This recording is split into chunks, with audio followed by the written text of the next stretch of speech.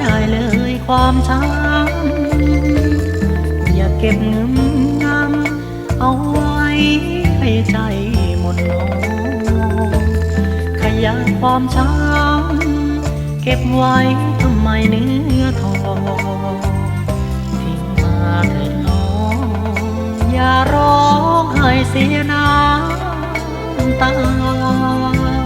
ทิ้งมาได้เลยวันนี้สิ่งที่ไม่ดีเก็บไว้ก็ไร้คุณค่าจะเก็บเอาไว้ทำไมให้เปลืองน้ำตาตัดใจเถิดนะทิ้งมาพี่จะรับเอาโยนทิ้งมาเลยความช้ำผิดหวังพี่จะเป็นทั้งรองรับเศษเด่นความเศร้าเรื่องราวทั้งหมดใครทำให้เจ้าปวดร้าวอดีตเก่าๆเขาทำให้เธอช้ำใจ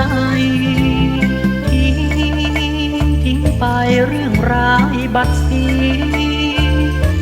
นับแต่วันนี้ขอให้เริ่มชีวิตใหม่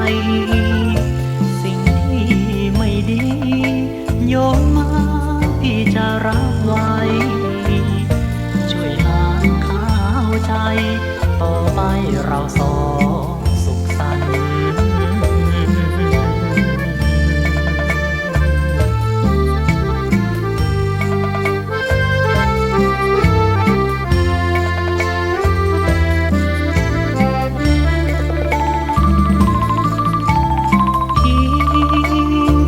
ไปเรื่องร้ายบัดสี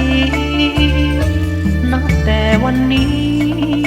ขอให้เริ่มชีวิตใหม่สิ่งที่ไม่ดีโยนมาพี่จะรับไว้ช่วยล้างข้าวใจต่อไปเราสองสุขสันต์